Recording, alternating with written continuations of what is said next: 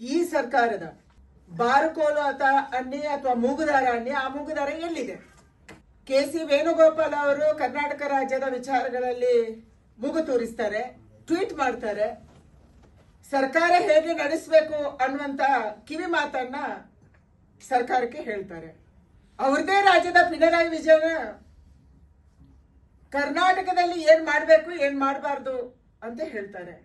ಕರ್ನಾಟಕ ರಾಜ್ಯ ಸರ್ಕಾರ ಹೇಗೆ ನಡೆಸಬೇಕು ಅನ್ನುವಂತ ನಿರ್ದೇಶ ಕೊಡುವವರು ಯಾರು? ಮುಖ್ಯಮಂತ್ರಿ ಸಿದ್ದರಾಮಯ್ಯನವರಿಗೆ ಮತ್ತು ಡಿ.ಕೆ. ಶಿವಕುಮಾರ್ ಅವರಿಗೆ, ಅವರ ಮಂತ್ರಿಮಂಡಲಕ್ಕೆ. ಸಾಂವಿಧಾನಿಕವಾಗಿ ಸರ್ಕಾರ ನಡೆಸಕ್ಕೆ ಹಕ್ಕು ಇದೆಯೋ ಇಲ್ವೋ, ಶಕ್ತಿ ಇದೆಯೋ ಇಲ್ವೋ, ಇದು ನಮ್ಮ ಪ್ರಶ್ನೆ ಇದೆ. ಸಹಜವಾಗಿ ಕೋಗಿಲು ಅಕ್ರಮ ವಲಸಿಗರನ್ನ ನೋಟಿಸ್ ಕೊಟ್ಟು 167 ಮನೆಗಳನ್ನ ತೆರವುಗೊಳಿಸುವುದನ್ನ ಸರ್ಕಾರ ಮಾಡ್ತು. ತುಂಬಾ ಒಳ್ಳೆ ಕೆಲಸ.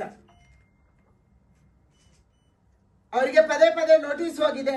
ಅಲ್ಲಿ ಯಾರು ಶೆಡ್ ಹಾಕೊಂಡಿದ್ದಾರೆ ಇದು ಅಕ್ರಮ ಅಂತ ಹೇಳಿದೆ. ಯಾವ ಸಾಲಿಡ್ ವೇಸ್ಟ್ ಮ್ಯಾನೇಜ್ಮೆಂಟ್ಗೆ, ಘನ ತ್ಯಾಜ್ಯ ನಿರ್ವಹಣೆಗಾಗಿ ಅಲ್ಲಿ ಜಮೀನನ್ನ ಡಿ.ಸಿ. ಅವರು ಕೊಟ್ಟಿದ್ರು.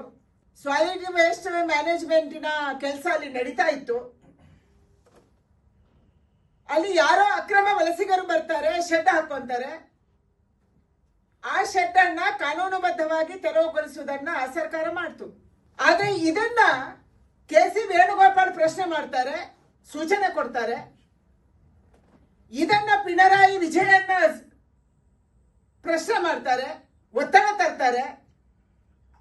ಅಂದ್ರೆ ಕೇರಳದ ಚುನಾವಣೆಯ ಕಾವು ಕರ್ನಾಟಕದಲ್ಲಿ ಏನ್ ಕೆಲಸ ಮಾಡ್ತಾ ಇದೆ?